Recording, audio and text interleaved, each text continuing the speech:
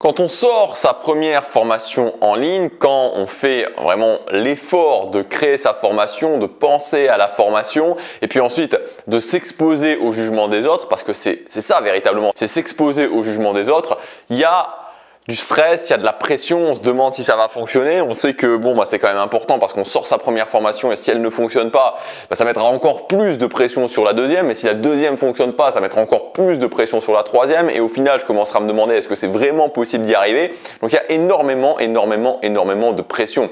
Moi je m'en souviens encore quand j'ai sorti ma toute première formation en ligne, alors j'avais déjà sorti un e-book sur un précédent business avant, donc pour vous dire je savais déjà que je pouvais y arriver, j'avais déjà validé que je pouvais gagner 1000 € par mois avec plus de 1000 € par mois en fait en récurrent avec un business en ligne, mais pourtant j'avais de la pression. C'est une formation qui parlait donc sur ma chaîne principale Gabriel Clément des habitudes, ça s'appelait le pouvoir des habitudes. Je l'ai sorti en mai 2016. Donc, la formation est sortie le matin parce que je sortais déjà à l'époque mes vidéos comme toujours maintenant à 5h30 le matin. J'ai sorti la formation et il s'est rien passé le premier jour. Je me souviens encore le premier soir j'étais dépité, franchement j'étais dépité. Je me disais mais c'est pas possible, je comprenais pas pourquoi, pourtant j'avais l'impression que ça allait fonctionner, que c'était le bon sujet. Et voilà, et puis le lendemain matin, je m'en souviens, je devais prendre l'avion, je devais aller à Nice pour voir mes parents, parce qu'à ce moment-là, j'étais en Belgique. Et donc, je vais à l'aéroport et je me souviens encore, j'étais en train justement d'attendre l'avion pour embarquer, puis je regarde mes mails et là je vois première notification, première vente et ensuite je crois que j'ai pris l'avion. Quand je suis arrivé à Nice il y avait une deuxième vente, puis ce jour là j'ai fait 3 ventes. Au final pendant la période de lancement il y a eu 10 ventes de cette formation et au final cette formation elle s'est vendue à 30 ou 31 exemplaires. Donc c'était clairement une réussite, mais ça a été beaucoup d'émotions. Dans cette vidéo je voudrais vous donner plusieurs conseils pour pouvoir réussir la préparation, la sortie et la vente de votre première formation en ligne ou celle d'après si vous en avez déjà sorti, pour que ce soit un succès et pour que vous puissiez valider que vous allez réussir à vivre de votre business en ligne. Je vous rappelle aussi avant de démarrer que vous pouvez, si vous voulez plus de conseils, si vous voulez des exemples précis, si vous voulez aussi des analyses de chaîne, parce que je vais commencer à faire des analyses de chaîne de façon très précise sur ma lettre privée, ça s'appelle Tribu, c'est le premier lien dans la description. Vous cliquez sur ce lien, vous rentrez votre adresse email et vous allez commencer à recevoir un mail par jour. Vous pouvez continuer tant que vous jugez que ça vous apporte de la valeur, et si un jour vous jugez que ça ne vous apporte plus suffisamment de valeur, que vous en savez suffisamment, que vous n'avez pas besoin de ces conseils-là, vous pouvez vous désinscrire à tout moment. Il y a un lien dans chaque mail, en bas de chaque mail, pour se désabonner. Premier conseil pour réussir la sortie de votre première formation en ligne, c'est le fait de comprendre que quand vous faites une formation en ligne, donc si on pouvait dire ok, il y a ma formation, en fait dans la formation il y a deux choses, il y a le produit et il y a l'offre de la formation. Et ça c'est très important à comprendre et on ne le comprend pas forcément quand on démarre parce que ça semble un petit peu bizarre, mais si vous regardez bien c'est pareil pour tout en fait. C'est pareil pour tout. Quand vous achetez une voiture, il y a la voiture avec les spécificités techniques, quand vous allez rentrer dans la voiture, telle ou telle option. Et puis, il y a l'offre de la voiture. Donc très généralement, l'offre de la voiture, ça va être les images qu'on va vous montrer, ça va être la publicité que vous avez vue, c'est aussi le branding de la marque. Tout ça, c'est l'offre de la voiture. Et en fait, qu'est-ce qui se passe? C'est que quand vous achetez une voiture, vous achetez la voiture, vous êtes intéressé par la voiture, en général, vous allez l'acheter beaucoup plus sur l'offre que sur la voiture en elle-même, parce que la voiture en elle-même, au mieux, si vous voulez, vous allez faire un test peut-être de 15 minutes, d'une demi-heure, en ayant au préalable signé une décharge comme quoi vous allez payer 700 ou 800 € de franchise si vous avez un accident avec la voiture, en ayant le concessionnaire juste à côté de vous. Donc, on ne peut pas dire que vous soyez dans des conditions idéales pour faire un test de voiture en toute sérénité. Donc, vous achetez la voiture ou n'importe quel autre produit sur l'offre du produit. C'est la même chose. Quand vous achetez une lessive, des fois vous pouvez voir des pubs. La dernière fois j'ai vu une pub de lessive en Corée. Voilà, il y avait une maison, il y avait une femme qui rentrait dans une maison.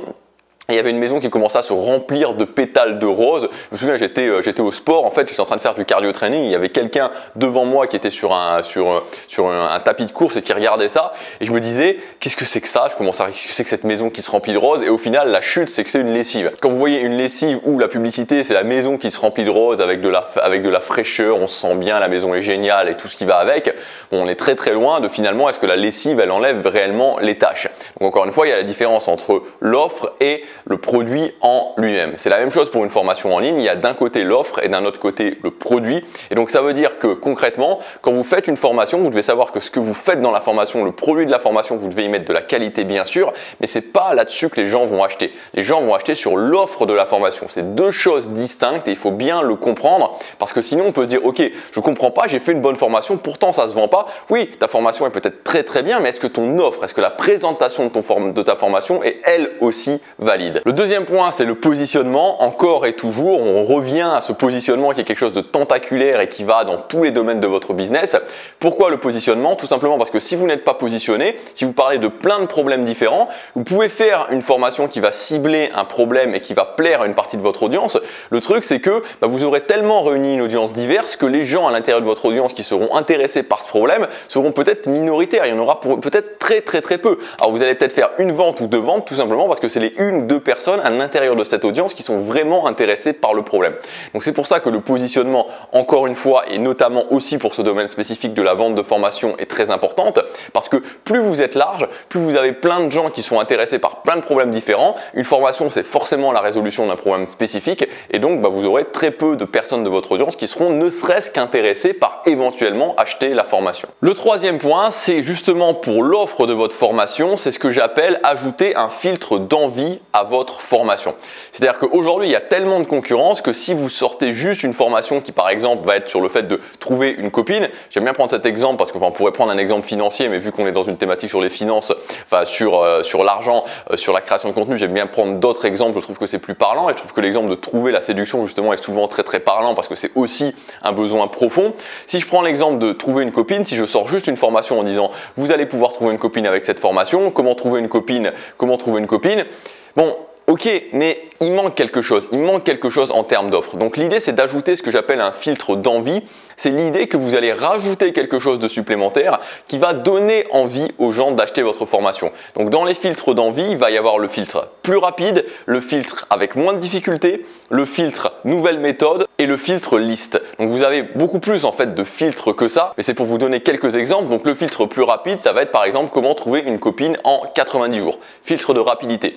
Le filtre moins difficile, ça va être le filtre comment trouver une copine sans aller devoir parler à des filles que je ne connais pas et donc sans devoir affronter la peur de parler à des filles que je ne connais pas. Filtre de facilité. Le filtre nouvelle méthode, ça peut être par exemple ma méthode de A à Z online pour trouver des rendez-vous et pour pouvoir trouver rapidement une copine. Ça, c'est le filtre nouvelle méthode. Et le filtre liste, ça peut être par exemple 17 idées, 17 rendez-vous clés en main pour passer un bon premier rendez-vous avec votre copine. Bon, c'est peut-être pas extraordinaire, il y aurait moyen de trouver quelque chose de mieux, mais vous voyez un petit peu l'idée. C'est le fait de faire une liste avec beaucoup de choses.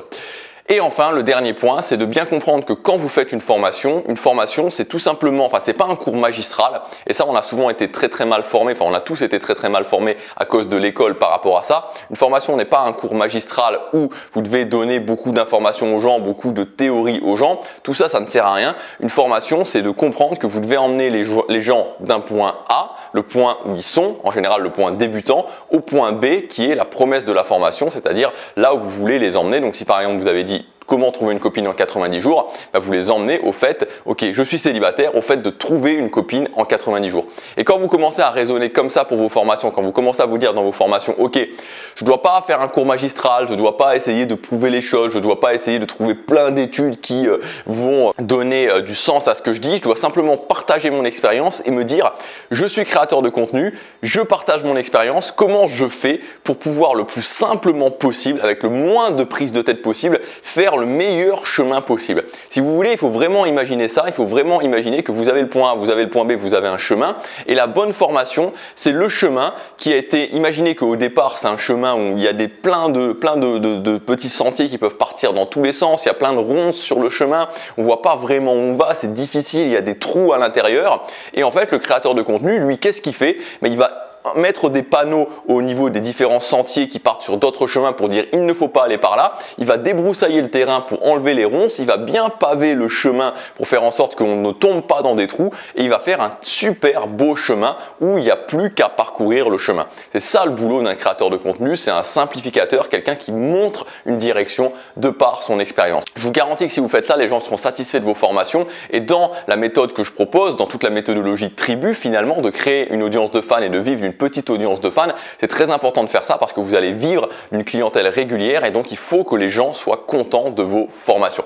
Voilà pour cette vidéo. Si vous voulez aller plus loin, si vous voulez avoir plus de conseils concrets avec des cas précis, vous pouvez vous inscrire à ma lettre privée, la lettre Tribu. Vous avez le premier lien dans la description. Vous allez commencer à recevoir un mail tous les jours. On va parler de tout ce qu'il faut pour vivre une petite audience, donc une petite audience de fans, pour créer des formations, pour vivre rapidement son contenu avec un business model simple. C'est le premier lien. Je vous retrouve tout de suite dans le mail du jour. À tout de suite.